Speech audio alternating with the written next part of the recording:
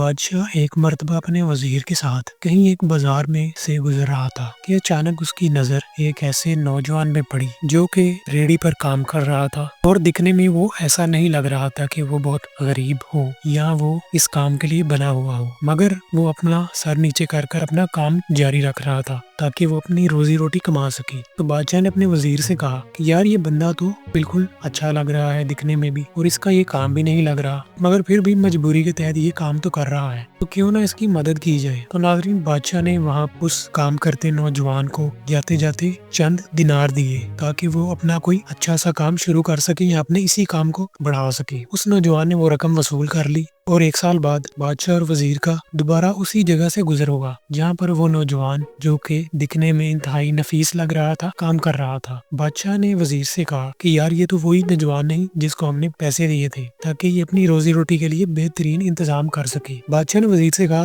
کہ یار چلو ہو سکتا ہے اس نے کوشش کی ہو مگر اس کی قسمت نے نہ اس کا ساتھ دیا ہو، لہٰذا بادشاہ نے دوبارہ اس نوجوان کو اشرفیوں کی ایک تھیلی دی تاکہ وہ اپنے کام کو بڑھا سکے یا کوئی نیا کام کر سکے۔ کیونکہ ناظرین، وہ جو نوجوان تھا جو کام کر رہا تھا وہ بالکل بھی اس کام کے لیے نہیں لگتا تھا، مگر حالات کی مجبوری کی خاطر اسے یہ کام کرنا پڑ رہا تھا۔ خیر ناظرین، اس نوجوان نے پیسے لیے اور اس نے واللہ عالم کوشش کی یا پھر اس کے گھر کے اخراجات میں ہی یہ تمام پیسے لگ گئے۔ خیر وہ اسی طرح ہی اسی ریڑھی پر کام کرنے لگ پڑا اور اسی طرح ہی وہ سڑک پر کام کرتا نظر آتا تھا۔ کچھ عرصے بعد بادشاہ اور وزیر کا دوبارہ اسی رستے سے گزر ہوا تو بادشاہ نے وزیر کو کہا یہ وہی نوجوان ہے جس کی ہم نے مدد کی تھی 2 بار کہ یار یہ اپنے حالات کو بہتر کر لے، اپنے کام کو بڑھا لے، مگر یہ تو اسی طرح کا اسی طرح ہی ہے۔ تو ناظرین، بادشاہ نے وزیر کو کہا لگتا ہے کہ یہ لڑکا اس طرح ہی ہے، یعنی ہم نے تو اس کی اپنی طرف سے مدد خوب کی تھی مگر یہ تو نکما ہی لگا۔ تو ناظرین، وہ نوجوان واقعی میں بہت ہی غریب تھا۔ خیر بادشاہ اور وزیر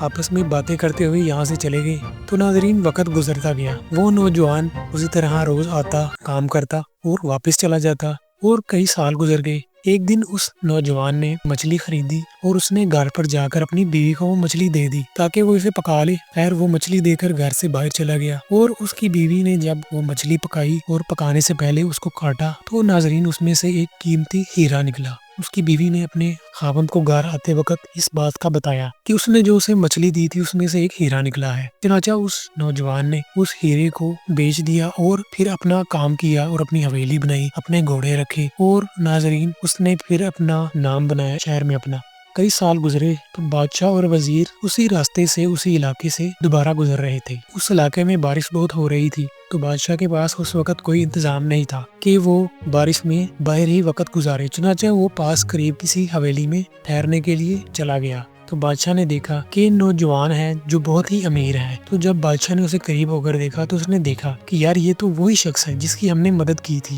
مگر یہ دوبارہ وہی ریڑھی پر کام کرتا تھا۔ تو اس نوجوان نے اس رات بارش کے وقت بادشاہ اور وزیر کی کافی خاطر مدارت کی، ان کی مہمان نوازی کی، اور بادشاہ نے پوچھا یار جب ہم نے تمہاری مدد کی تھی پہلی بار اور اس کے بعد ہم نے سال بعد دوبارہ تمہاری مدد کی تھی پیسوں کی کہ یار تم اپنے کاروبار کو ٹھیک کر لو یا بڑھا لو، تو تم بار بار ہمیں غریب ہی نظر آئے، یعنی تمہارے حالات بدل کیوں نہیں سکے؟ تو اس نوجوان نے بادشاہ کو جو جواب دیا وہ یہ تھا کہ بادشاہ سلامت، آپ نے تو میری مدد کر دی تھی لیکن جو چیز میری قسمت میں ہے ہی نہیں تھی وہ کیسے آ سکتی تھی اللہ کے حکم کے بغیر؟ اور کہتے ہیں کہ جب اللہ تعالیٰ آپ کو نقصان پہنچانا چاہے، پوری کائنات کی خلقت بھی مل جائے، پھر بھی وہ آپ کی مدد نہیں کر سکتی اور آپ کو اس مشکل سے نہیں نکال سکتی۔ اور وہی اگر اللہ تعالیٰ آپ کو اس مشکل سے نکالے اور آپ کے لیے مال و دولت کی فراوانی کرے تو کائنات کی خلقت جمع بھی ہو جائے تو وہ آپ کو نقصان نہیں پہنچا سکتی۔ تو میرے ساتھ بھی یہی معاملہ پیش آیا ہے، اور حدیث رسول صلی اللہ علیہ وسلم میں بھی اسی بات کی تائید ہے۔ تو یہی بات سن کر بادشاہ اور وزیر واقعی حیران رہ گئے کہ یار اس نوجوان نے بات بہت اچھی کی ہے کہ ہم چاہے کسی کی کتنی بھی مدد کرنا چاہیں، مگر جب تک اللہ تعالیٰ نے اس کی قسمت میں اچھا نہیں لکھا وہ اپنی قسمت کو تیز کر نہیں سکتا، اپنی قسمت میں خوشحالی مال و دولت لا ہی نہیں سکتا، کیونکہ اللہ تعالیٰ نے اس کی قسمت میں لکھا ہی نہیں ہوتا۔ تو دوستو یہ تھی آج کی ویڈیو، اگلی ویڈیو کا انتظار کیجیے گا ایک دلچسپ کہانی کے ساتھ۔ السلام علیکم۔